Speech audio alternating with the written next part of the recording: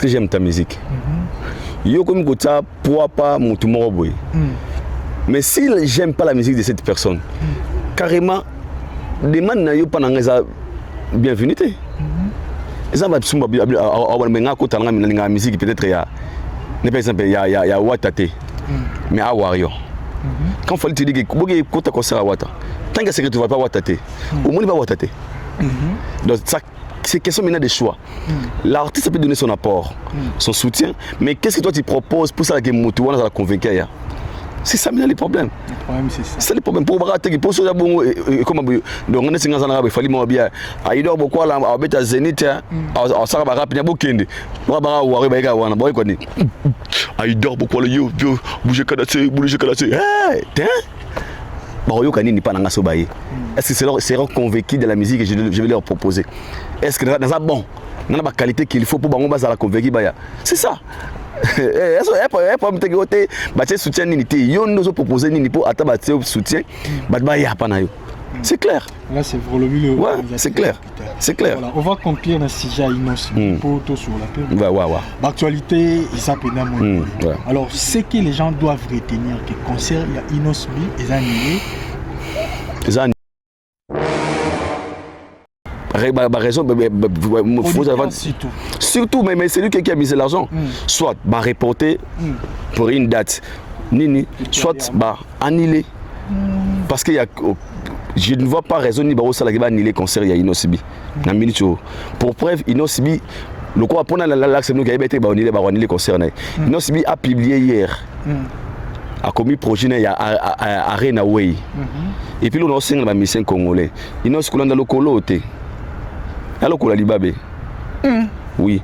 Le libabé pourquoi? Normalement c'est la honte au bout de la salle où il y a Mélangon Zembo. En fait je ne comprends pas cet esprit là. Mais il y a ça qui est là. Quand il y a le colo, il fallait la salle Zembo. Les DG, voilà c'est là vous n'avez rien à voir. Voilà si le grand tu es bien déjà les DG tu es la fois. Ouais ça il y a Zembo. Bah même là concert bah Zembo bah c'est le clip na ngoza ferré na Kofi. Na Sony. Sur concert il rate ce que ça nene. Biso bagolwa na yu arena Togo ya mo pour ça les publicités à salement oyo betité. Il y a manque de professionnalisme. C'est syndicat les chance. Pour ça les publicités en disant monsieur qu'on a un projet une hippodrome. Nous sommes une drone en hippodrome maman n'a pas un hippodrome. Et bêtaté. Pour ça va ça au fêlé. Il ne sait pas quand le corona arena oui. Tu peux avoir une salle où tu dates. En fait moi je pense que ça fait partie du professionnalisme en fait. Naïbité salon Arena oui c'est un projet. La salle c'est bon, tu es comme normal mais un projet moi Arena oui tu bandi boy. Mais moi je pense on peut tout dire ici. Le concert est annulé parce qu'il y a bien tout comité, mais la responsabilité revient aussi à nous les moments de la bonne musique. Il fallait habiter dans la Grand Arena. Grand Paris, ouais. Le 31 octobre, c'est annulé. On va essayer un peu d'analyser sur ça. Aïdor, qu'est-ce qui se passe? Moi, là, tu es concert à Tombola. Musique au biseau bengara, tu mets ça na musique à Bayou, Afro-Congo. Directement Afro-Congo, concert annulé. Qu'est-ce qui s'est passé? Merci beaucoup Kev. Alors moi je pense que tout le barango balébélé c'est le pas comprendre en été. Les gens après ta intention de ton tout le barango va ça tout le barango ça va haine tout ça va kanda. Alors moi je dirais ceci. Tant où Inosbi a annoncé qui date naïe qui a orbité à concert dans Grand Paris. Il y a quelque chose qui était venu dans ma tête en fait. Nabaki Photo ça l'a très content parce que la musique à l'objet ça ba Inosbi, ba Gezma Wete, ba Garli Garveille, ba Samarino. Là c'est vrai. Ça débatté, c'est une génération qui a place ça va falli, il y a ba Ferré, to bon beaucoup là ba au Kenya, un moment les Ferré falli, na ba falli, on a ba hérité, ba Otika, ba jeune on est aux ana bango. Ba rumba oyo ba falli ba obet. Donc il y a un moment ouais. Indré ko stopper. À part que rumba ko stopper mais ça que en plein il va falloir passer dans le lelo ils en attendent parce que aucun même des quart d'âge va falloir que 50 quelques bah nous si besoin 20 quelques donc déjà toi va falloir comme na 70 quelques ba 80 bah nous c'est comme na âge donc c'est bon on va se ici kawana. Alors le plus important dans le bagarre c'est la question que moi je me posais à tout moment. celle dans notre pays, le Congo, où tout le monde a cette génération américaine, on s'imposer ma casse, c'était face à Miko Nabango. Ce qui est au Nigeria, c'est le contraire. Au monde en Nigeria, Davido, Rema, ils font des grandes salles, Berna Boy, Zaltan, Asake, ça va gêner les lots. Ils ont relève Nabango. Alors, tant que qui annonce il y a date, il y a Inosibi, je te jure sincèrement, j'étais très content. Parce que les gars ont osé, c'est aussi l'honneur de la génération. Soit il y avait des gens qui ont encouragé, mais la question qui a mis tout le monde est est-ce que Inosibi est maintenant prêt de faire déjà une salle, il y a un nombre de bateaux? Oui, il peut faire. Parce que Inosibi, c'est déjà un nom. Il a fait des chansons à succès, à Salat Type, même Yopé, vous avez la référence. Mais la question maintenant qu'il faut se poser, est-ce que c'était le bon moment où les gars ont travaillé sur ça pour accompagner un niveau au Tchad? Trop bon moment, c'est vrai, parce que jusque-là, il est actif à procéder. Mais c'est une question comme un niveau, la manière dont il peut procéder à la promotion pour réussir cet événement. Sur la nécessité. Parce que on était obligé de retirer des deuxième date. So moko wana a sali ndambo pour impressionner Wario to Bagolo. Pendant qu'il y a le Gambon.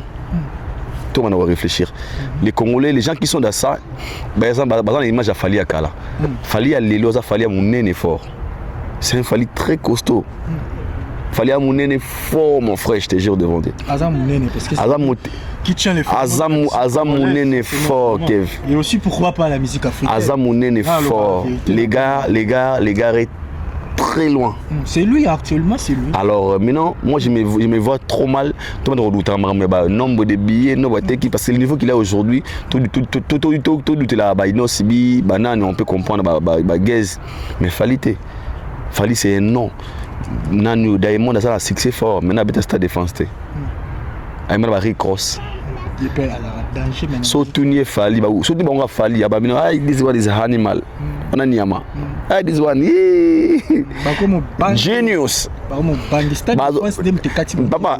ce que nous avons aussi, il y a cité, il y a fanatique à Balaba, ça parce que moi au débat en Zala. Nous avons critiqué, il fallait mettre 104 000. Au tourner question, on a défi. Ma banque va nous sur la télévision. Ma carrière à ministère Bela Congo, ils attendent un concert mort à Falité. Il y a un génie concert mort à Falité il y a premier jour à Stade de France. Nous sommes à 20 ans, 40 ans de carrière. Au type à la bêta, à comment on a 50 000 personnes. Mais maintenant, il y a 104 000.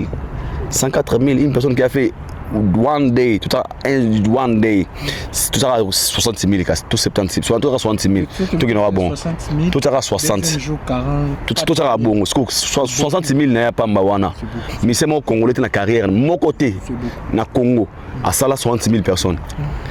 So, na Europe, so beta Bercy, beta Zénith, beta Olympia, au Wap, au comment 60 000 bah ça là, tu sais que moi t'es un débat banabala. Mais sinon, moi je pense que Auto Arena vous allez très bien. Après Auto, il y a bon ING Arena, et vous allez le 11 et le 12, dont les gars ont clôturé année. Bah histoire musique à Congo banda. Bah liboso na histoire musique à Congo. Toi ça là, 6 grands événements l'année moko.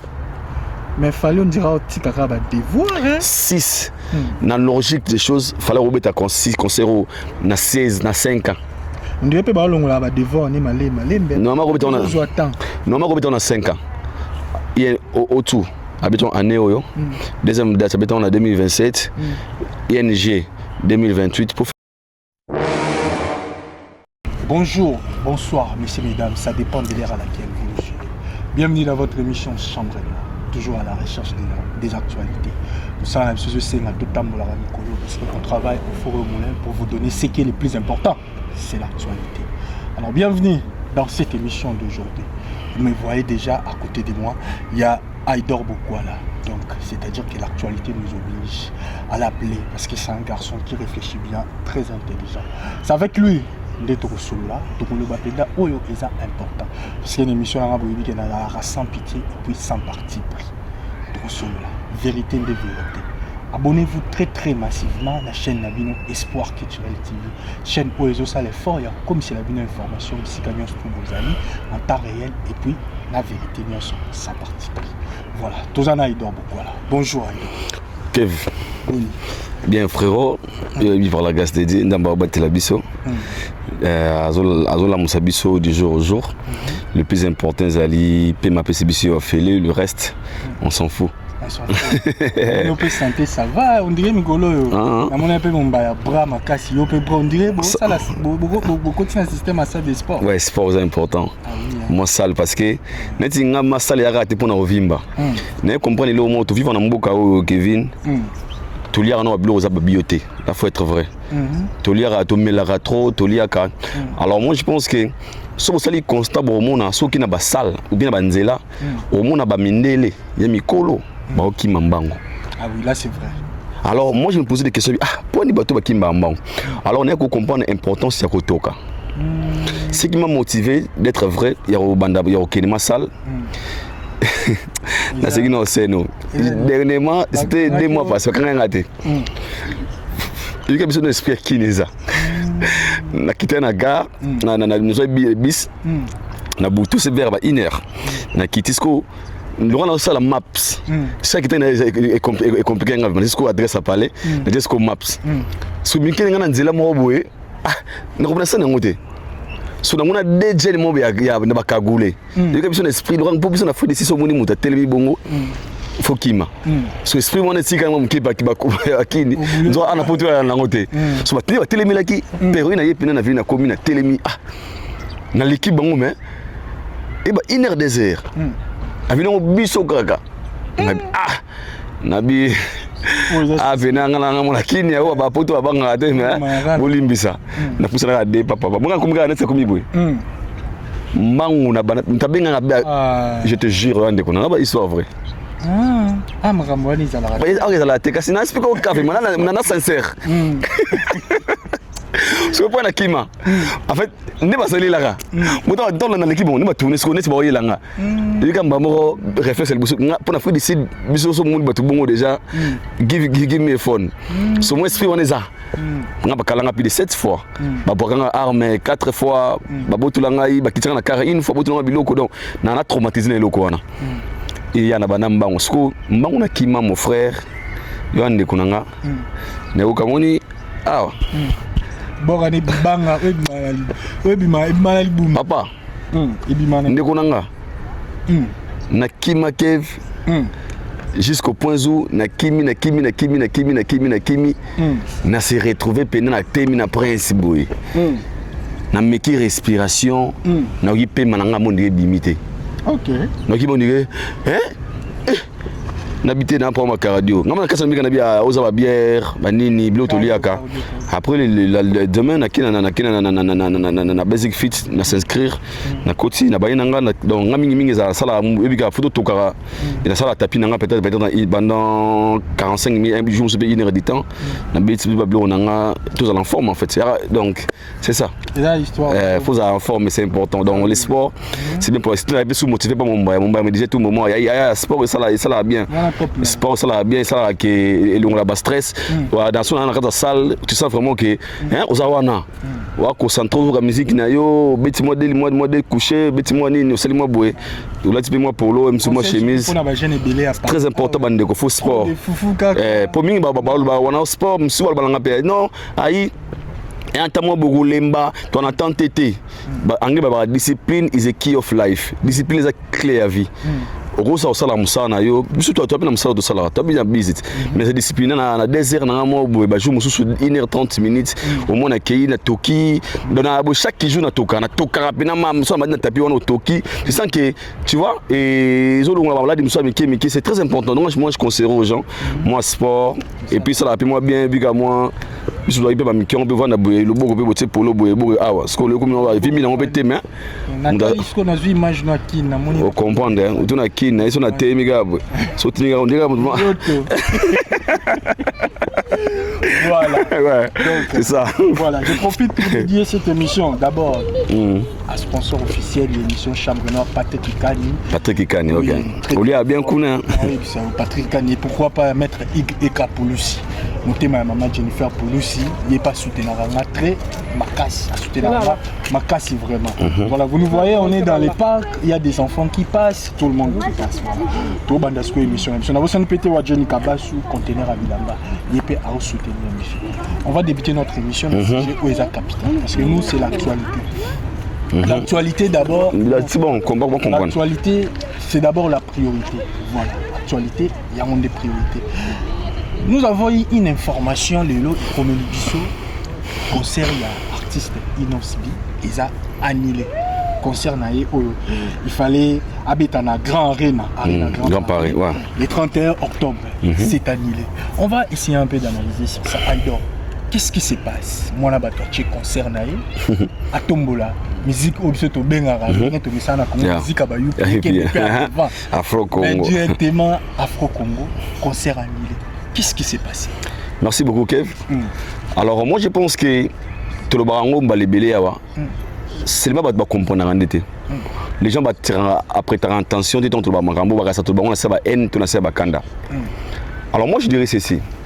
Tant que Inosbi a annoncé qui date naïe, qui a orbité à concert dans Grand Paris, il y a quelque chose qui était venu dans ma tête en fait. Nabaki, photo ça l'a très content parce que la musique à l'objet ça Inosbi, Gez Mawete, Garli Garveille, Samarino. Là c'est vrai.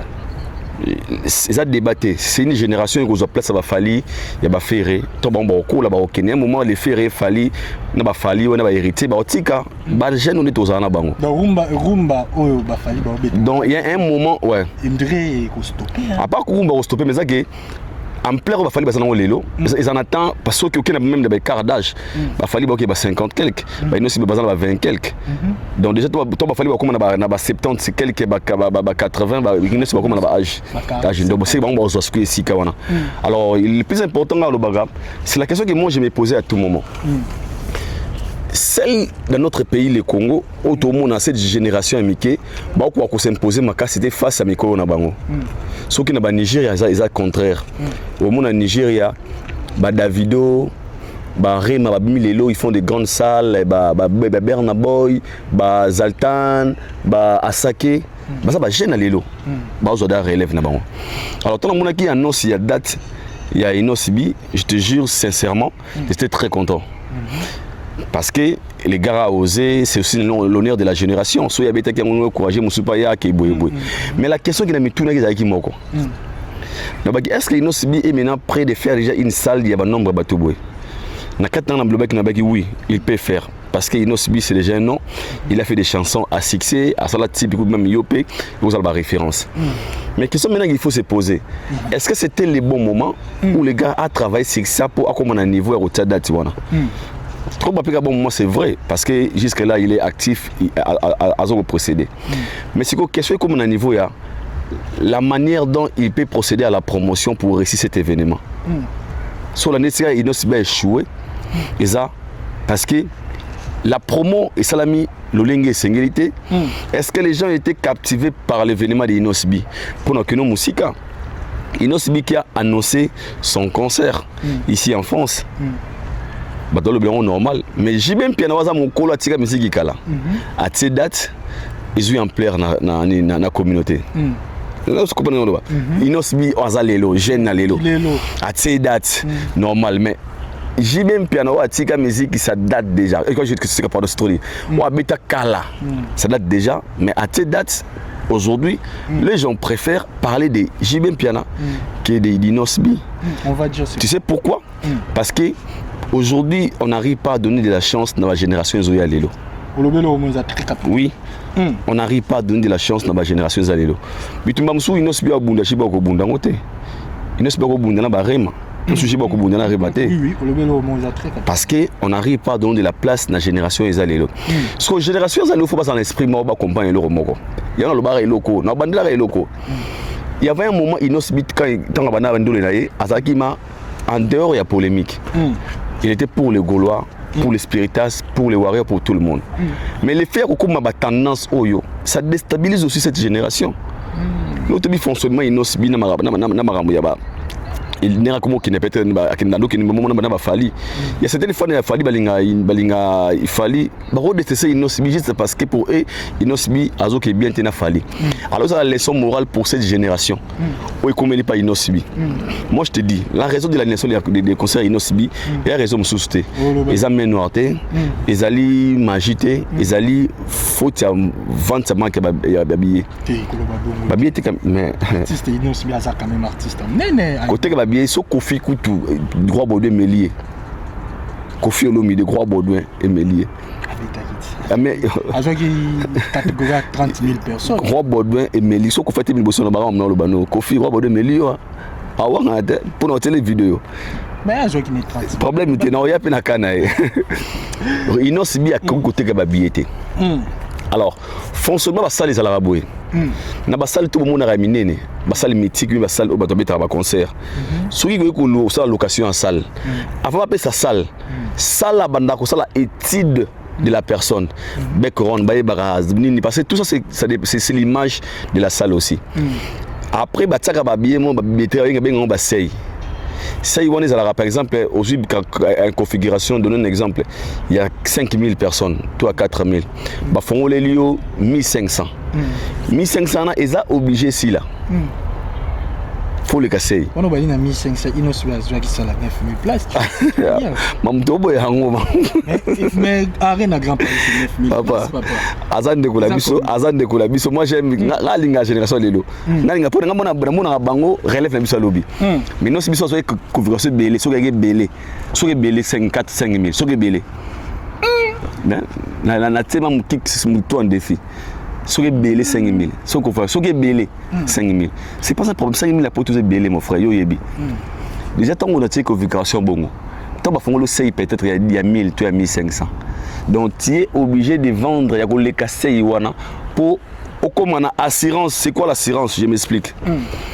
Un producteur en tant que dans la salle, donne un exemple producteur oui, non louer salle non salle au louer on peut-être na donne un exemple na $200,000 $200,000 €. La salle babi, ok c'est bon, merci. Le producteur gagne toujours dans des bons billets vendus. Pourquoi ça vient noter? Le producteur gagne toujours dans bon billets vendus. Pour preuve, il y a des salles quand tu fais la location au foot en haut, car la bon billet au teki. On dirait comment bon système. Il y a des salles, même dans stade de mon stade de Wana. Je suis pas là bon. Nombre de billets au teki, on va récupérer bon na bango. On va récupérer là na bango nini. Yo ba no sala, wani ko ça ce qu'on vend now. So va remarquer que un lot comment dirais-je c'est wana limite tu vois batela kio il y a vente c'était kamaté directement comprendre que cet événement est en plein-été. Il n'y a pas de bénéfice ici. Bah ça a obligation bango la salle et la maison de production d'annuler les concerts sans consentement na yo. C'est automatique. Mais oui, que le biona sur les acquis bongo mais Kofi il était son propre producteur. Ok, une maison de production, na salle, baza, na obligation, il y a annuler concert. Na yoso ba moni, raison, surtout, mais c'est lui qui a mis l'argent. Soit ba reporter pour une date, nini, soit ba annuler. Parce qu'il y a, je ne vois pas raison ni ba osala qui va annuler concert il y a Inosibi. Na minute pour preuve Inosibi. Le quoi pour l'axe nous qui a été annulé concerné. Inosibi a publié hier. A commis projet il y a Arena Way. Et puis nous on a un mission congolais. Inosibi dans le coloté. Alors qu'on a libabé. Oui. Le libabé pourquoi? Normalement c'est la honte au bout de la salle où il y a Milan Nzembo. En fait je comprends pas cet esprit là. Mais il y a ça mutal bosoa imbela. Kasi yala bika lokolo ko fait fallait mbela salle Nzembo ta. Le DG bisoté. Voilà c'est là on n'a rien à voir. Voilà si le grand est bien déjà là. Le DG tu es la fois. Ouais ça il y a Nzembo. Ba mbela concert ba Nzembo ba c'est ba clip na ngoza ferré na Kofi. Na Sony. So concerne les ratas comme ça nene. Biso bagolwa na yu arena toko ya mo. On peut les publicité à salement oyo betité. Il y a manque de professionnalisme. C'est syndical et chance. Vous allez publicité en disant monsieur qu'on a un projet ni roi hippodrome. Nous sommes une drone zemo. Hippodrome maman n'a pas un hippodrome. Et ben taté. Bon ça va plus ça au fêlé. Il ne sait pas quand le corona arena oui. Tu peux avoir une salle où tu dates. En fait moi je pense que ça fait partie du professionnalisme en fait. Naïbité selon Aïe. Arena oui c'est un projet. La salle c'est bon, tu es comme normal mais oh un projet moi Arena oui tu vas dire oui. Mais moi je pense on peut tout dire ici. Le concert est annulé parce qu'il y a bien tout comité, mais la responsabilité revient aussi à nous, les monuments de la bonne musique. Est-ce qu'on a besoin de succession? On a besoin de succession, il faut faire le lobby. Est-ce que les éléments qui lobby a pris les fallait pour les faire? C'est comme si tout ça qu'on bosse dans la réalité. Si on a un Nigeria, il y a un Otu Arena. Il y a une carrière. Rima Bandi carrière en 2019 sera confinement. 2019 sera confinement. Ouais, 2019 sera confinement à Bandi carrière. Il y a une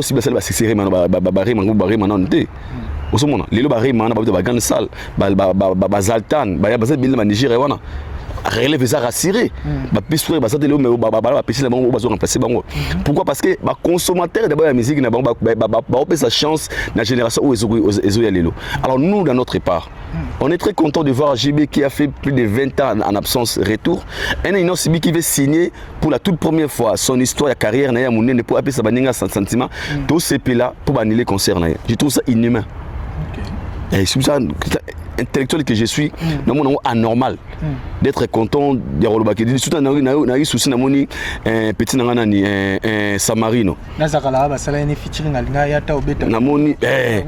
fait, c'est la motivation parce que ça allait motiver Baninga Moussoussou. Il nous savait grand Paris, il savait peut-être Zénith. C'est ça. Et la génération, il faut trouver sa chance, c'est l'élo. Mais nous avons choqué Samarino. En train de se moquer na Inosbi. Ah tout ça là-bas humain. Tout le monde a un sentiment qu'il y a un sentiment. Samarino bazara bien na Inosbi. Est-ce que la conscience de Samarino, il peut se moquer de Inosbi? Il y a une génération où il faut boutique à la place les autres. Pour ça qu'on a conscience pour me tourner la question. Ça vous fait comment dans un pays où les familles ils ont des quarantaines. Bon ça va succès ma cassi, bien beaucoup ça va succès. Ça fait comment dans un pays où les fallait à mon colo mais bien le jeune voilà énergie bon ça doit falloir pour péter vous en arrache vous silicate sincèrement faut pour moi ça va faire ça fallait que tout ça à tout là on va faire falloir copier des bonnes choses on dirait bango mon copier te bango basa il y a un big basa petit basa ventiler vous c'est un terme ba mais comme si ba falloir dans makasi il doit se qu'il y a un concert Fali aux en concert Lelo à Foxete après c'est moi en promotion comme on est Fali il peut pas yo ça m'a ramené à Fali je fais pas des émissions au lieu ça n'était non alors viens bon ça là en fait non benga bata Fali benga bonne promotion bata Fali bata nanyo na benga bananyo que Inos Biaza grand nom. Ah bon Inos grand Inos bi était c'est bien bon na pas bien pour présenter na Inos bi qui grand nom en a fan de business pour tout quand même. Qu'est-ce qu'Inos bi devait faire? Merci, une très bonne question. Pour que le grand nom on va pas Inos bi devait faire quoi? On a conscience bon faut pas ça dans tout non on va comité. Ils n'ont pas encore arrivé. Quand ils ont ce genre d'événements, il faut travailler sur la promo. La promo, on a même leur communication, ils sont avantagés par la bango. Ils ont une communication dont un warrior se retrouve, un goula se retrouve. Parce que moi, la chouette, je ne fan de baiser des abongos. Mais il y a un problème parce que pour faire ce genre de concert, il faut en accéder ma casse. Bon, en Europe, ce qui est vrai, les concerts d'Inos bien en Europe, tout va rater un international temps, il sera consommé par la communauté. Est-ce que par la communauté, ils ont un fan base dans la communauté? Prochainement, non. Mais si Inos bien avait vraiment des fans, concernés à la nilité. Bien communauté. Moi, je suis contre les gens qui se moquent de lui. On a pour rien. Donc, si on a bonne musique, trop mon esprit à quoi. soutenir génération aux Lelo parce que bango ni baza relève bango tozana bango lobby alors génération pe ya lelo bas voir conscience ba kinana ba comité c'est ba ça commis faire une très bonne promotion ko qui peut te mettre en oreille dernièrement ces listes on est bata fali bo ça pour ça innocité bata boye oh na exhibition mais à la fin des comptes qui sera les perdants qui est perdant aujourd'hui c'est Innocbi. Est-ce que c'est vraiment sûr que ça concerne les annulés par rapport à Manka? Mais sur Arena, ok. Bon, ça a été toi, Nebola. Ok. Bah, raison, Aouya n'a pas raison. Ouais, après, ça dit ce temps. Là, on allait étonner. Parce que nous avons eu l'information qui concerne les annulés. Yemoko n'a pas raison pour laquelle tu concerne les annulés. Après, c'est non nini. La raison pour laquelle tu conserves les années. Exact. Ok. Ce qu'on a dans le scope. Sur mon maison à production. Sur mon la salle. Il y a que ça la annulation. Il y a qui n'est si ya Innocbi. N'a son nom d'akiro. C'est n'a que tuna. Na combien de bon email. Babi n'a ngaïb nous babi à l'écart qui ça été. Raison en fait. N'a mon raison nous sommes on connaît les conservateurs. Pour preuve, si avec certaines ambris, la salle devait écrire au producteur, à prévenir Innocbi allait publier ça avant. On a suite à raison, mais même lui, je pense que même lui-même était si prière. Ah oui. Mais on dirait Balandilara. Aza informé na biso. Informé na biso makinde babinda boy. Pour répondre. Non, mais c'est la réalité. Les concerts de JB, annonce concert à la JB et Bounisi concert à Innocbi. Ah, tu vas faire de mon côté quand même. Merci. Annonce il y a concert à JB et Bounisi va concert à Innocbi. Pour nous vivons dans un pays où il y a des programmes. Tu as un beaucoup de programmes. Nous tous ça la même programme. Nous avons dépassé peut-être comme montant na boy na bilamba boy. Et Innocbi pour atteindre ça au bima. JB soyez. Ah, il y a pas mon coulomba la moko. Ça peut affecter. Coco santé. Ça peut affecter. Ngam taloba na ngabi concert il a fallu il a laissé concert il a fait na Londres. Ngana ka moi. Le 14 novembre. Et Innocbi exact les 31 les 31 août, octobre. Yeah. Octobre, novembre. Après des semaines. Ah, il y a expliqué que ya mboka kalikili. Muto ça dépasse des photos. Ah, Innocbi pour monsieur qui na concert ndeni abe fana Innocbi te fana muntu te mais boring a poto il resala ya te ah na va na gara poto na ça une minute na kila concert Innocbi na sana air kuna na tala na mona batu na mina ki ba after concert à JB directement pour lui il fait un choix pardon concert mukulu mi va pena na biya mukulu na bilamba et pas Innocbi directement. Les concerts de JB, ils appellent le affecté concert à Innocbi. Je te parle par expérience. Tu as un peu de temps à concert et tout le monde a concert à Ouira hérité. Tu vas être clair. En Belgique, on a un concert à Ouattara à Ouira. On a dit qu'on a raté. Il y a un concert à Ouira. On a préféré à Ouattara. En fait, c'est le concert d'Innocbi et Bundi Sami Kaka n'a pas petite chose parce que les gars n'ont pas, comment dirais-je, n'a pas fait une très bonne promotion et il s'est bâti ce qui est clair. Moi, concert pour annoncer son concert. Mais et ça qui est commis moi je demanderai aux gens. Batiko seka ye batiko se moki na yimo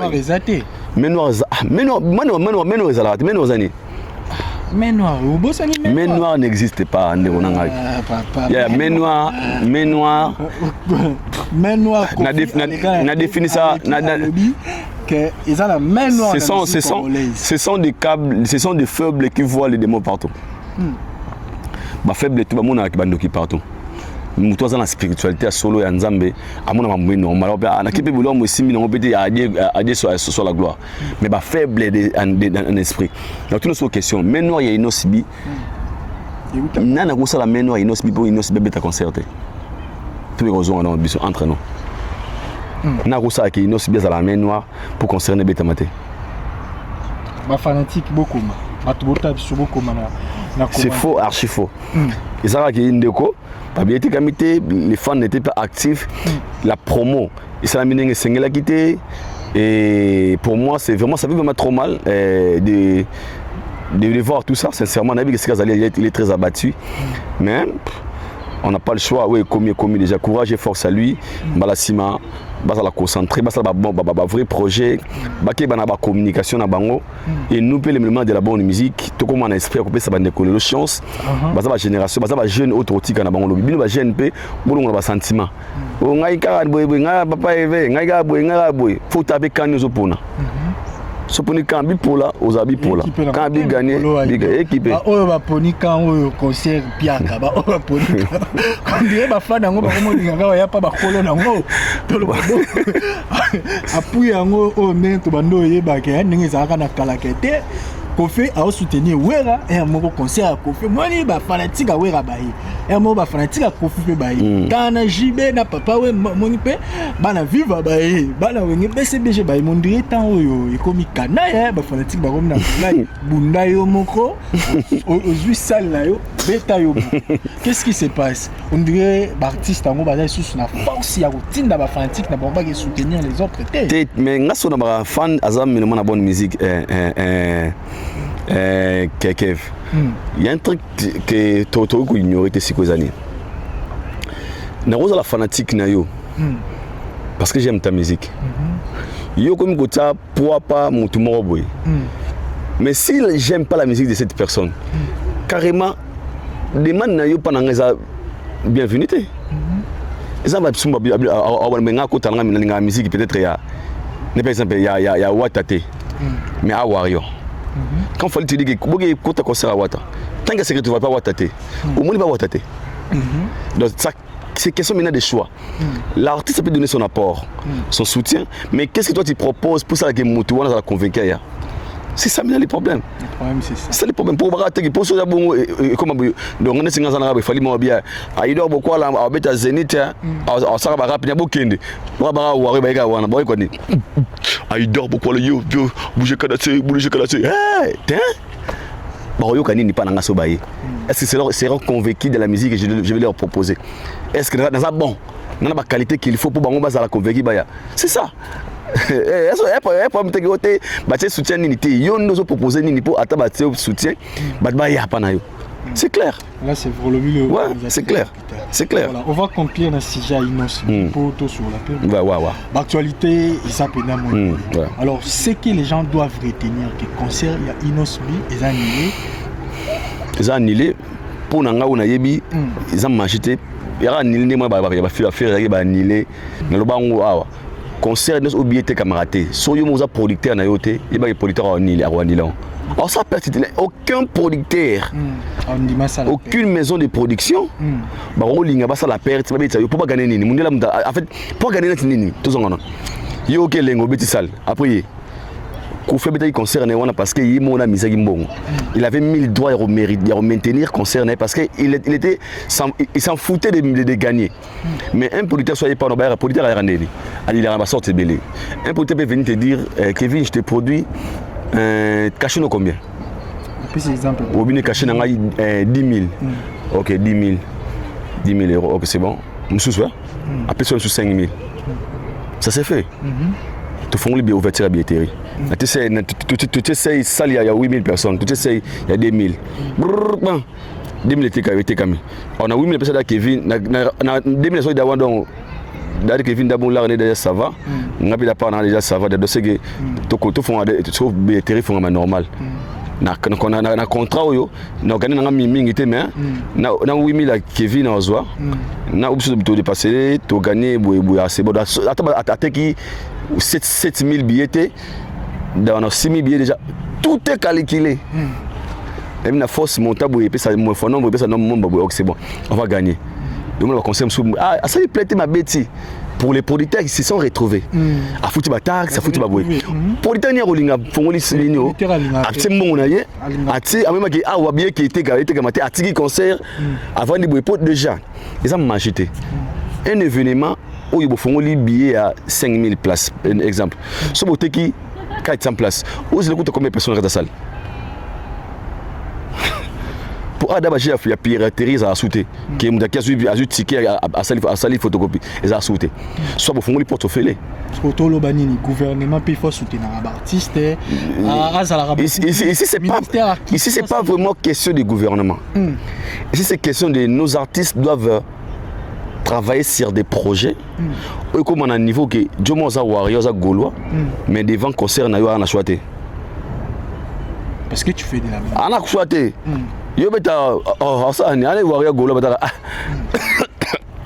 excuse tout le monde a un concert à héritage JBT à cette date na baisser dans un nous Warriors mais na zone sera ba celui-là na qui écoute papa chéri il est quelque part mais JB a obligé Azala parce que a la nostalgie moi je suis là nous ça te touché le Rwanda donc comme pour moi tu n'as pas le choix alors qu'est-ce que bon pour arriver à ce point qu'est-ce qu'il faut maintenant des artistes parce que là projet il y a bien qu'est-ce tes œuvres comme au Bundela yo du moins lingane yote a pas être gaulois mais alinga yote ino si bien de teti mais ataliga ata concert eh do si bon les obita fort bon moi ça mi connaît beta fort teti innocent tu n'as pas exemple a teti mais bon il y a succès. C'est comme ça, bébé, on va partir. Vous savez, moi, on a papa, on va partir comme ça, tu sais, les chansons là. Avoir des projets chauds, aux autres, ça qui est moto, à résister devant un événement au Isaïo. C'est ça les problèmes. Donc, il a le sur le banane, il a complété juste. Ce qu'on a par rapport, il y a. Surtout par rapport à la musique, on peut dire aujourd'hui que tout ce qu'Inosbi a fait dans sa carrière, ça ne représente toujours pas les niveaux qu'il a voulu faire dans l'Arena Grand Paris. Comme on a un niveau, malgré tout ce qu'il a fait comme travail. Tout ce qu'Inosbi a fait comme travail depuis le début de sa carrière, comme on a un niveau à Arena Grand Paris. C'est un comité là vraiment gémant. Parce que nous qui nous parlons, il y a le commun de Fonobara, il y a des victimes. Quand je dis des victimes, parce que so zongi muke, c'est que c'est ça là. Tant faut pas profiter, ba boké tu n'es pas responsable na yango. OK. Ba boké tu ba odombo, banani wana, ils ont détruit ces gens-là. Ils ont fait reculer. Ils ont fait reculer Nosbi, Fabrigas, parce que ça va Nzemboké, au Kobe, Zénith, Bercy même à l'époque. Mais l'interdiction de la musique congolaise, et c'est là qui peut avoir un retard. Tant que sur retard, la réalité a changé. C'est très compliqué, comme on passe. Et comme est-ce qu'on est exigeant, Alinga Fali, Warrior, Amda Fali, Alinga Fer, Amda Ferré. Et comme est-ce qu'on, en fait, comme c'est très compliqué et ils sont juste venus dans un moment où les choses sont devenues un peu serrées, compliquées. C'est bien qu'en fait, Baza est victime, il y a réalité aux Zalaki. On peut dire qu'il est prêt, mais Baza est victime. Voilà un conseil pour tout soutenir. Courage et force à lui, frérot.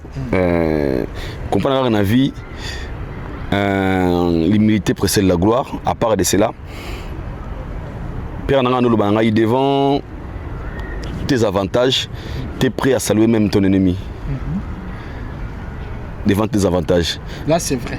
Ouais, oui, c'est comme Namulongo, coach Batou, 1 million de dollars. Jusqu'à n'importe quoi, jusqu'à Yamo coopérer dans le quartier, atteindre la sécurité. Ce qu'on va dire, c'est que c'est un peu coach, jusqu'à l'année. Ah, on a cause arrêté, on a un grand esprit, il y a quoi, il doit beaucoup la tourner. Il y a raté 1 million, il y a un problème, il y a des gens à la porte. Sous ce côté l'intérêt no bagay ate oya mawana nati ngana ya Benyamin Beli oya kitoko ça va amoto kala fort j'étais en couple non oya kitoko ngale kinanga na coûte zuma 1 million ngana bimi kana explique après à comprendre Benyamin Beli il va travailler ba projet mené prochainement je pense que ça un peu véridique parce que oya bien na TV boy il vient de nous parler d'autres choses c'est ça qui tue maintenant la musique c'est ça vrai. Ane azabo concerne un sim et bétamité pona bandegos ngamna lobi awa musumba biete biso to génération to ya lobi boye musa ko papi te banu ba mekete soutien na biso mais to bi ba na ba orgueil wana na tegaki na ba biye mais mais noir, soit la communication, on a sincèrement dans mon petit esprit. Mais quand il vient véridique, ça me doit faire été. Il faut faire ça, faire ça le coutamment encore. Faire ça le coutamment, on a tous les invités. Victimisation. Il y a un esprit, on a été à la vraie et prochainement, Inch'Allah, couler si c'est sous les sous na cité, n'a vu qu'il m'a simé au retard, pour lui. Et puis, à la colo ya. Qui s'est zaté? Fali Poupa. Okay. Quand tu fais comme Fali, tu avances. Mais il ne peut pas faire comme Fali parce copier. Babette a non musique, non? Copier des bonnes choses. Des bonnes choses. Un bon communicateur, une personne qui évite beaucoup de choses, qui travaille sur son image. La force de Fali. Trabosser au Saranate, arba travail distraction, teya muta bongo. Émission pam pam batte, ouais te que boy ba jeter ba plateau, ba jeter na ba nini na ba concert lui en côté. Publication de la normal, il parle que de lui, il avance. Ouais. Voilà, merci beaucoup Aïdor pour les questions. Donc voilà tout là. Analyse, il y a concert, il y a artiste Inosbi, les annulés, donc on va passer à autre chose. Moi je te dis l'artiste Inosbi courage, beaucoup de courage pour les battre aux artistes pour ça la musique doit bien et partout. Continue toujours, donc voilà. Dans le but, celui le beaucoup à droite et Kangami à gauche. Il faut moi, moi. Tout on a sujet artiste Fali Poupa. Clair. Des au-dessous. Les arguments comme les les 24 et les 25 octobre, 20 000 places. Premier artiste africain francophone. Il y a Robeta, la salle mythique. Il y a Nene Bongo, le rôle à photo. Natala qui, ma vidéo, na page artiste Fali Poupa la monde lelo et papa Edi Bagiata, Azalakiana. Et puis je suis très sûr que artiste Fali, na mon épée maman, Azalakiana, donc c'est-à-dire toutes les petites. Falaza en London, yeah. Oui, de l'artiste Fali Poupa Bazarana. Alors, première date sold out. Ouais. Confirmé. Deuxième date. Et voilà. Aïdor, présence il a fallu à Londres, ça annonce quoi? Déjà des grandes choses. Déjà, ce qu'on doit respecter premièrement, c'est la vision et la détermination. Alors, tout les chaîne, moi, on a, si vous avez la mémoire bien, je m'en l'obisa Rihanna Lingala, Whisky, Missy Belé, il y a anglophone, les la chaîne, genre la rendue congolais. Fallait qu'il y ait la même chaîne, Whisky, les Kaka, Berna Boy, Rihanna, grande star, il y a anglophone, Baleki. Qu'est-ce qu'il a fait? Il est passé pour communiquer en anglais. Il est conscient que concert naïe, il a concert qu'à communauté. Elle est guidée par Jonah, tout le monde c'est donc moi m'a fait donc faire regarder maso nani masto todo promo tout le monde moi ma fils de ma mère té niveau n'a été avec kuna pourquoi parce que sa communication faut la élargir. Aujourd'hui il sera le tout premier artiste francophone de faire O2 Arena double date. Donc l'histoire retiendra. Alors pourquoi il a choisi de passer d'abord là-bas? Parce que dans sa tête, il a dit que je suis face aux anglophones. Ma communication, mon message, il faut comme là-bas facilement. Parce que à toi Congolais, tout le monde moi mais anglophone, américain, sud-africain. Lingala. Mais lingala pas le droit ajout. Leur vie quotidienne c'est l'anglais. Donc moi on a pas ça bien communiquer, il faut ayokama hey guys. It's Fali Poupa here, so I'm inviting you on the 24th and 25th of October at O2 Arena. Come and join us. I mean, get your tickets because soon we're going to be out of tickets. I love you guys. I know I'm already here, so just know that it's going to be a good vibe. I'm here, you know, Fali Poupa, like I told you.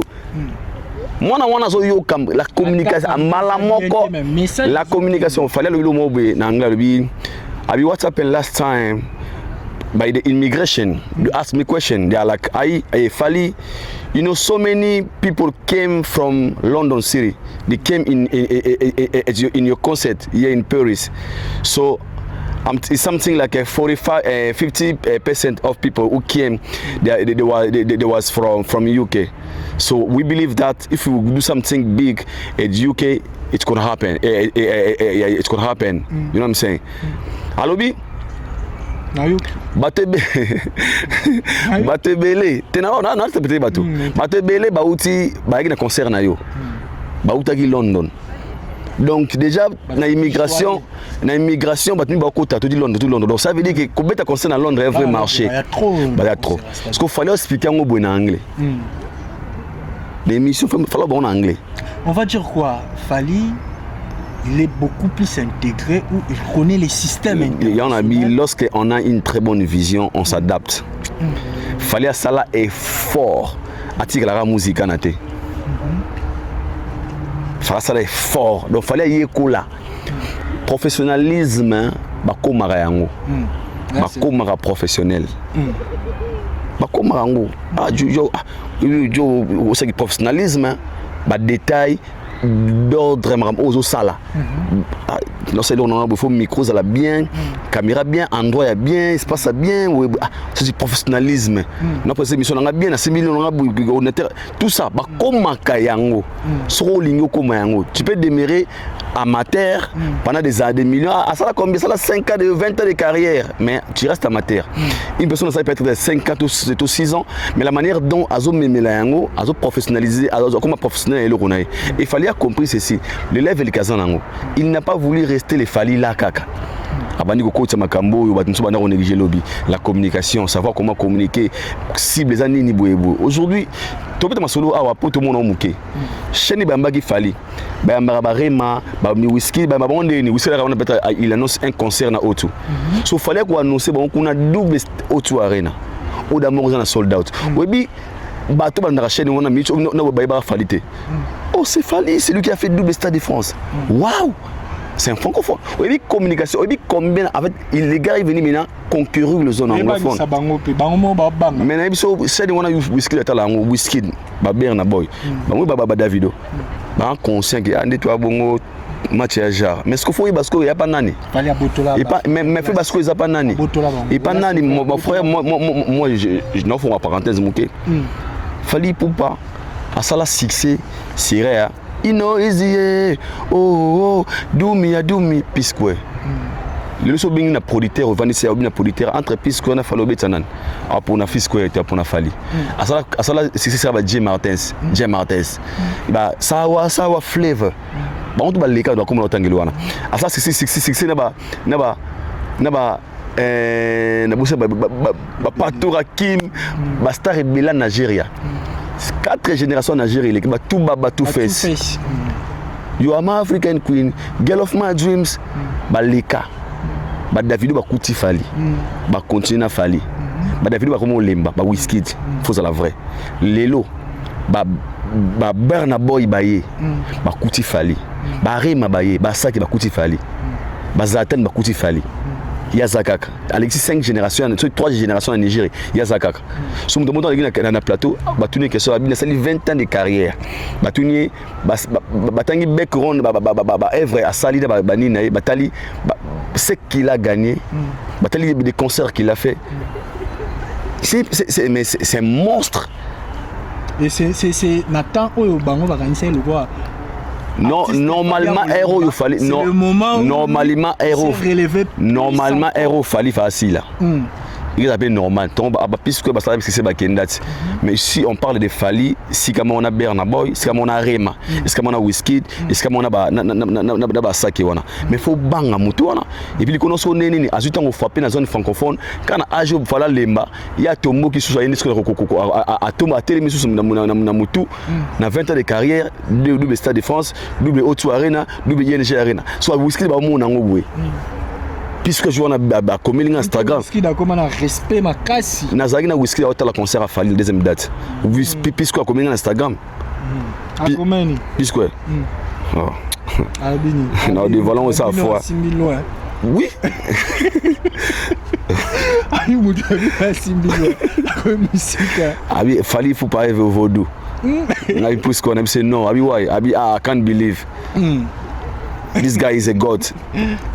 P-Square we ba boso ande ngana na sege abi na ndatu dinga bi adunga fali ay colonie ngase mungala abi nga tu be na P-Square elo yo retenir la falise bodo Voilà.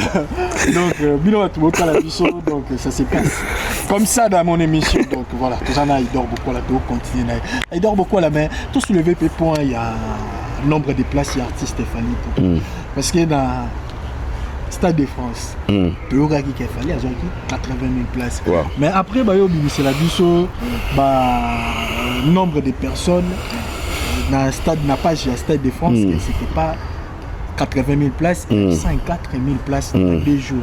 Est-ce que dans le concert, il y a autre arena? Il fallait pour pas jouer nombre de places, 20 000 places ou à jouer catégorie mobile. Parce que là, on a tali, la monnaie, c'est ça le mobimba. Ou 4 exacts. Et puis la monnaie, déjà, pub de Jésus. Ouais. Déjà, fallait, les gens vont retenir. Il fallait à ça, il fallait, peut-être les Congolais vont me comprendre. Il fallait c'est à produit. Ou à produit, va produire pas producteur bazali. Ils sont artistes. On t'a produit fallait na Stade de France comme on a Gérard Dro Production. Parmi les maisons minières, il y a production na poto à 40 ans d'espérance des ébélés. Va produire à Grand Star et va produire fallait. Tout cela on a bandé l'émission Mama Ino Sibinabi. Tout celui qui est producteur à l'inga perte c'était. Peut-être l'inga perte c'était. Producteur à Lukaka a intérêt à gagner. Je trouve ça anormal. Un producteur a misé mon naïe qui va bien sauter comme un billet à 4 places pour appeler ça artiste. C'est anormal. Stade de France va expliquer qu'il va ça il y a publication là tout le monde a vu ce mot. On va dans concert à Fali Bamonara. Concert autour on t'a Fali Moko. À salle des interviews moi pas vient eu Marc Tabou, membre de la des bandes, si je ne me trompe pas. Il a soulevé 2 points importants. À l'objet, Fali Aza en Europe, Fali Aza package, Aza produit au sur les marchés, aux chansards. Tout le monde a besoin de lui. Là, c'est vrai. Les producteurs de Louis Bongo. Abi, je ne m'attendais pas, Fali Soda, Abi n'a rien parce que Aza danger, mais si tu retrouves le deuxième salaire, deuxième parce que Babié tant aussi, comme au Senga Babié. On était obligé de retirer des deuxième date. So moko on a sali ndambo pour impressionner ba wario to ba golo. Pendant qu'il y a le gambon. Tout le monde va réfléchir. Les Congolais, les gens qui sont dans ça, ils ont l'image à Fali Akala. Fali à Lélo, Fali à Mounene fort. C'est un Fali très costaud. Fali à Mounene fort, mon frère, je te jure devant toi. Azam Mounene, parce que qui tient les Azam Mounene fort, Kev. Et aussi pourquoi pas la musique africaine. Azam Mounene fort. Les gars est très loin. C'est lui actuellement, c'est lui. Alors maintenant, moi je me vois trop mal. Tout le monde redoute nombre de billets, parce que le niveau qu'il a aujourd'hui, tout là, banane, on peut comprendre, gaze. Mais Fali c'est un nom. Nanu Diamond a un succès fort. Maintenant, il y a un stade de défense. Il y a un recross. Surtout il Fali, surtout il Fali, this one is animal. On a Niama. This one, genius. Papa, ce que nous avons aussi, il y a cité, il y a fanatique à Balaba, ça parce que moi au débat en Zala. Nous avons critiqué, il fallait mettre 104 000. Au tourner question, on a défi. Ma balaba qui va nous se prendre la télévision. Na bagi ba carrière à ministère Bela Congo. Ils attendent un concert mort à Falité. Il y a un génial concert mort à Falité il y a premier jour à Stade de France. Nous sommes à 20 ans, 40 ans de carrière. Au type salle la bêta, à comment on a 50 000 personnes. Mais maintenant il y a 104 000. 104 000, une personne qui a fait one day, tout ça, one day, tout ça 66 000, tout 76 000, tout ça 66 000, tout qui n'aura bon, tout ça 60, tout ça bon, 66 000 n'est pas mawana, mais c'est mon Congolais dans la carrière, mon côté, na Congo, à ça là 66 000 personnes. So, na Europe, so beta Bercy, beta Zénith, beta Olympia, au wap, au comment 60 000 bah ça là, tu sais que moi t'es un débat banabala. Mais sinon, moi je pense que Auto Arena vous allez très bien. Après Auto, il y a bon ING Arena, et vous allez le 11 et le 12, dont les gars ont clôturé année. Bah histoire musique à Congo banda. Bah liboso na histoire musique à Congo. Mouto ça là. 6 grands événements l'année moko. Mais fallait on dira au petit caca devoir. 6. Dans la logique des choses, il fallait remettre à 6 concert na 16, na 5 ans. On dirait pas long là devoir ni malé. Normalement on a 5 ans. Il y a autour habitons année oyo. Deuxième date habitons en 2027. ING 2028 pour faire avant des années sans concert. Deuxième date ING 2031. Non, mais 6 concerts, 6 dates, on a sa défense. Face à la 6 ans. Chaque année, moi, comme il y a sanctionné sur l'année, double Stade de France, double ING, double Auto. Dans 3 différents pays. France, Belgique, TAP Maté, Fanny Nicolas Bissou, Abibabouane. Après matin. Et puis dans le concert on s'attend déjà à featuring na bango ezo bimane héritier tout le monde a héritier à peine invité là. Pourquoi pas l'invitation d'héritier, moi je pense que c'est quelque chose de très normal. Parce que héritier c'est, on peut tout dire, mais héritier c'est pas mis des gants. Featuring a fallu héritier aux la meilleure featuring congolais. Nanouté. Vous avez la meilleure chanson parce que 2 grands artistes se sont réunis autour d'un projet et nous sommes 100% sûr que bateau baroya ils ont chance de conseil projet on a décidé. Là c'est vrai parce que héritier déjà parce que Kota voya wata Kota hérité Kota na fali na kilelo nozo image nango na mona voix hérité na voix fali lelo na loba c'est grave na bien hérité l'étoile filante de la musique très fort héritier wata la musique intelligence l'étoile filante de la musique congolaise héritier donc ça va boire que dans nzembo wana wa chansa. Et Tom Sue est la chanson préférée dans la année. On a déjà. Avec Bima. Mais que featuring on dirait la musique artiste est belé, il y a un mot qu'on a dit comment ça va featuring. C'est très important. C'est parmi les projets où tout le monde a des batailles les basangani, bana succès bon balé, c'est un grand projet. Chance qu'il tirait au Salama Pena, il fallait être très suivi au niveau international. Ça sera bénéfice pour héritier Watanabe aussi. À part ça, cette collaboration, aujourd'hui les Spiritas vont s'accrocher dans la musique à Fali, les Warriors vont s'accrocher dans la musique à Héritier, donc chacun des a organisé par un gâteau aux avantagés. Mais est-ce que le projet et ça projet mon ils en continuent parce que toi on a posé biso surtout les journalistes tout le monde la musique tout le monde a pas un jour featuring Fabregas Fali et soukara on a été faire écoute dans dimana soki Fali lié featuring soki le chocho eza bon ça na bango to ligné soukara na te oui rapper Fali Jibé pour la poste moment multicolore wana biso surtout est-ce que c'est faisable? C'est faisable, hein? Mais tout projet, il faut avoir une âme. Il a fallu hériter. C'est un projet où des esprits écoutent et se mettre d'accord, qui motiver au salon par amour, tout le monde. Alors il faut maintenant se poser. Pour un sentiment, tout le monde va se passer mon kill. Bon, on peut vendre de la culture, mais il faut se la payer moins amour. Il faut la maquiller écoute. On a fallu maquiller écoute ça on a un bon moment et voilà des résultats. Et bon Robino mutabanda au senga fallu featuring depuis 4 même bana wana makosis. Ça fan na nabite le rafale PCT ayemba makusa yemba na zakalakati et bon so yemba na inosi bia mba mukimisa muketa même wana makosis et ça les bébé qui featuring ça bayemba na makosis ko ne pera ipopa Robino bayemba na makosis benan bush au bush benan bush ba mari pe moko le pas demande na bayemba na makosis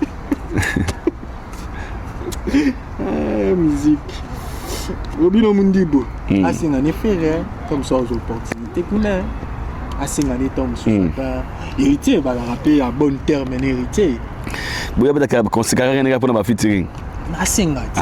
Il m'a là na TV. Atika ni maman. Aboule maman sous. C'est important. Tu as une carrière, na yebi que grand frère ne fallait tout ba chana poa to lo ba bon ba mise ba linga. Problème té. Ba chana poa. Mais les lois Monique ngana singa depuis kala. Mais venanga. Aye mana Marco aussi mon frère. Marco zana wana. Achela kutu. No bouche, ben on bouche. Acheli petit fallait moi voir. Roti la paix Robi. Aye mba na Marco 6 na sini si poupa. Et ça l'est bien. Eh mana Marco. Là, pour qu'on appelle de l'autre côté, on dirait featuring héritier na Fally et la Moussibat de l'autre côté, préparation featuring selon les rumeurs. Dans le bas, information, et là, juste des spéculations, on ne le considère pas vraiment, mais selon les rumeurs que Fabregas n'a fait rigoler là-bas, pouvoir payer featuring. Et ça l'a bien. Bah, artiste, projet bien quand vous faites un projet, ils en ont avantage, ils en ont assez à sentiment parce qu'aujourd'hui tu es faire un projet de 19 chansons dont tout le monde a un résultat. Tout projet faut avoir en tête naké. Bah comme un projet, bah t'as un avantage nango, boy. Koyemba ensemble c'est bon, mais après c'est quoi des résultats? Résultat faire à salarié à 19 chansons et Simbarate. Et maman a faux projet au Sarante dynastie. Faux projet, bah tu vas par exemple projet na baloba na TV ba Silika. Emilia Tomboka na Tobo ba Silika. Ah ba comprendre tes nini. Balia kati. Ba o projet ya pour ta projet et Salmandeni. Luka muto yemba kasiyaka. Luka muto yemba yaka. Mon projet. On leur ba miti ya bitende salité tout ça ba rap na kala. Il y a posé votre emploi. Je me suis MC Barla de Ballon de Calancy. Pour la faire rigolo là, c'est-à-dire que projet on est acquis. Et pour là, atsabe mutu boite, aimana finite. Malange asila kala. Aimana finite. Yoka malange asila. Aimana finite. Aimana finite. Aimana bolote. Et bolote zap. Azani nini. Mbos kopone ate. Papa, 207 c'est qui jamais combien de tracteurs aux Awakufa. Et ça atteint? Jamais. Combien de tracteurs? Il y a 207. Ah ben d'abord on est né. Il y a moins en panne. Combien de 19 personnes? Oui, tracteurs charge. Jusqu'au 207. Faut un peu et un même peu ça atteint. Normalement obligé à aller à câble à Tamabou. Donc on est dans la ligne à ballon de chez Niwana. Il y a continué comme aller. D'abord tu as regardé gars. C'est un bisou pour les jeunes problématiques. Tout cela on va parler de l'Alvarito solo. On doit absolument tika bisou parce que les artistes wa sali et belé là surtout et le reniment tika on a dans la route du jour. Donc presque tous les jours bana ba c'est la ngoba challenge. Liwana et famille nae la bande Golanda qui très bien, je suis au courant bien sûr. Alors baké ndenge ezaboye ndeko na biso alelaki Fally Ipupa et le on est Alvarito ça là qui on dirait Alvarito a sengaki à son orchestre Fally azaki d'accord. C'est cause d'accord, c'est tout à fait normal. Fally n'était pas obligé de remettre Alvarito dans l'orchestre. C'était pas une obligation. Et Alvarito solo, Kozonga na été né yango te bomier. Kozonga na été na orchestre ne bomier te, et bomier rien. Mais malade yazaki. Mais akene aya ozotation na poto. Mais là to comme moi to comme ça va hypocrisie. Moi to comme ça on dirait le to ça va vrai te. Fallait ça mutu liboso te. Shigito faire na produit mo yemba. Shigito m'a dit ça faire habiter. Ah petit nanga maza suna bisote. Professionnellement, toi, sous mais tu restes mon petit. Après, Fally, Alvarito a travaillé avec plusieurs personnes. Bah, c'est clair. Pourquoi Liwa Nae Bazozong qui s'en pas? Parce que c'est Fally. Parce que c'est Fally. Soit les Fally, soit les Betrena, soit les Wanga, soit Alvarito, soit les Banga, Banga, l'autre. Tout le ministère à quel tir on te kundaye, tout Fally. Artiste, il fallait ça volontairement, pas une obligation. Soit tu veux, soit tu ne veux pas. Mais ça c'est une obligation pour les artistes. Mais pas fallait ça volontairement. C'est un message très important, surtout famille naïe. Pas fallait ça volontairement. Fallait que son loi Alvarit aux alliés volonté. C'est pas une obligation. Ah, on quoi travailler dans ya belia. Faut coloquer bon on ne quoi bosunga, bosso ba cercle, bosso libolo volontairement. Fallait une ça na pas pour la télé. Qui s'en doit à poto. Tout quoi. Il y a certaines personnes de la vie qui va trahir et soit. T'as capté? Il y a soit trahir soit. C'est-à-dire qu'il fallait une dramatique. Animaté. Même l'absence n'a. Crois-moi. Animaté. Animaté mon quête. Voilà.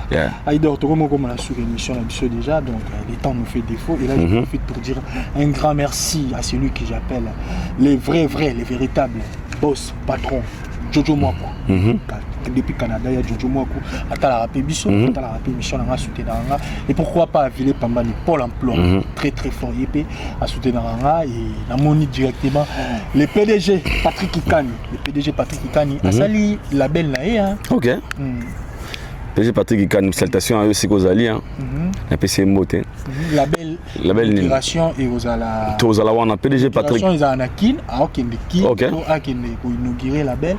Après tant à Ozong Aboué officiellement. Félicitations à lui. Depuis que tu retiens au poids, tu le comme ça pour le coup Mamboka. On a profité de l'occasion pour y a sa big salutation à Yannick Ekini à Rombox, les millionnaires congolais. Yannick Ekini à Cisco Kitenge. Michael Jackson d'Afrique, le Young Millionaire, Cisco Kitenge, my brother from another mother, Cisco Kitenge, le Young Millionaire, Mutambonga Makasi, Cisco Kitenge, Mona Mukena Bambongo na ye, Cisco Kitenge, le Michael Jackson, Namara Nzemba Fali na hérité wana, pa, Cisco Kitenge, Fali à Leli, hérité à Leli, à méritango. Et ça la plaisir. Je vous aime aussi. La belle 109 Production. 109 Production. Ok. L'émission dans la chambre. 109 Production. Donc très très fort. Très très fort, wow. Voilà. Donc on va conclure notre émission na CGO pour Kabola na biso na kimia surtout na procès ya ndo na biso rebo chulo. Procès na e oyo ke bat ba ozelango pena makasi. Aïdor to analyser mon miki. Soki l'état lelo alobi a quitté rebo chulo na ma nyonso elegaki. Que va dire le peuple? Le peuple va dire rien. Parce que dossier à rebo de suite obi ke bazouzi. La loi est dire mais c'est la loi. Mais nania somso to kende nango pe to loba. Sura komi mo konzi na bi ke photo. Mo nga so le tingai. Ba sipina za nango. So mu yibi ayibi. A mérité te ba télé mara pour ba sambela. Mais bien si la loi projection d'innocence c'est ça toujours. Mais ça fait mal de voir un voleur si protégé, parce que la loi nous dit par rapport au traitement, qui est, mais à la base légale c'est un voleur. L'histoire qui nous expliquait, Rebo l'a protégé même. Rebano avec lui protéger pardon. Rebano baneko tout donc c'est que Rebo éviter peut-être les pires. Mais il faut comprendre Rebo a une émotion pe, il on est bungi, boy tout ça. Mais moi il bien azune en plaire. Ah moi il bien à protéger. Ni nous décide de la loi. Mais dans le dossier, on a loba. Tout ça là déjà. Mouvement ibio boy l'occuper relation à agir dans ngambu na yo pe boy. Reba beta qui était. Asimbe mundu qui était. Asimbe fimbuté. Ataki na mukongote. Et lesquels boy parce que c'est rebo. Ce qui n'a pas monsieur comment cette affaire, il y a des mains noires. Il y a des choses en cachette dans le dossier Rebo. Et puis il y a tellement de choses sur ça, mais moi je pense qu'on peut tout dire, mais c'est la personne qui a servi la nation. A violé Moutouté, a bomi Moutouté, a sali crime, moi, à maître T, je ne sais pas qu'est-ce qu'elle a fait au Roussa qui est tout, qui met à niveau. Elle-même qui était la victime. Normalement, c'est elle qui était la victime. Pour preuve, témoignage Yabatou. Balba clair que Yazo Bakuna Génana, elle évitait d'abord les pires. Tout ça peine à battre la conscience. On peut tout dire, mais l'État m'a longa au Balan de la terre. Mama longa ou l'État Rolandela. Balan de la terre. mamuzama très important tu moi bomba na ba on na ba or il dossier vali à Messi bakange kuna en fait les dossiers importants autour landela bolo mamona ya mona botika mo bata pema yana za muibi c'est un voleur c'est un voleur botika ribo bata kinda botika pema botika ibo libérer moi je demande passer ordre pour libérer les bolelo c'est moi qui dis pepa lo banini alobaka justice ezara na nga après bela costa mutamba ma dossier beleza botika mon frère batika vanda batika mo bata vanda ba millions des millions de dollars na mboka ba tambola l'aise pour y aller on a babeta mu film ba vandi wana non 600 personnes en danger ya burkina ba crime magas n'importe quoi wesh boso ba kateli la loi dire c'est la loi mais tu as la contre tu as la contre on a contre il y en a bien qui batika yi ata pour nanga na le président Fachi hôtel la vidéo le président Fachi ordonné ba libérer peut-être la ngate voilà. Merci frère. Merci moi également mon frère. Merci beaucoup. En tout cas, abonne-toi. Très important. Ouais. La chaîne Nabino Espoir qui te récupère. Nous sommes sur le bango, sur le Kéliboso, la bonne c'est votre chaîne. Soutenez-les. Soutenez-les. Binomo, bon, tout ça, l'effort, il y a comme c'est la bonne information. Donc c'est notre travail dans le bango. À mettre des reprises. La journaliste de l'éthique journaliste de l'effacique des formations donc eza musana eza gagne pena na pona musalo non pona mbongo mais pona parce que na linga c'est d'abord aussi ma passion voilà to comme sur émission émission Aïdor moi ma banga moi ya bosko badeka ya bato balinganga je vous aime aussi na ba nzambe sala RRT ala rapé sécurité so nzamba bateli biso tout a été tout dans le prochain numéro mais sinon conseil gratuit de la vie never give up n'abandonne jamais je sais pas peut-être si tu as traversé la minute oyo des fois tu te poses des questions n'enzamba abandonner yo n'enzamba tika ba a été garder la tête haute il y a un des important et tambola na principe moi mukili le baraka ne so mukili roleka on peut tout gagner mais il y aura un jour autre rosoir et au service bisonné le roté et restez humble aimez vos prochains. Sois sincère et vrai avec toi-même. Mbala mutuko lingate, moi ça mutuko lingate, lo mutuko zoate. Ba pesi ozui, ba pesi ote ko yibate. Important ngwana. Wo ça no boa ka mutu, on va némi. Nan. Asilika makasi. Nan. Président Jacques Moussambote. Oh, président Jacques, président na mona ora, mono lobby. Président Jacques Moussambote, merci à toi président. Ya bosko badeka ya. Je sais qui va ta daïda qui va ta Batbalinganga, je vous aime aussi. Voilà, merci beaucoup. C'était bien votre humble journaliste Kevin Lomena 3 fois ABC comme on dit toujours. Merci pour l'année au PC. Bissota, Nengolambi Bisso. Donc ça a été un plaisir. Tout le monde a nimbalasi. Toujours avec les mêmes et les vôtres humble journaliste Kevin Lomena 3 fois ABC comme on dit toujours. Bye bye, ciao.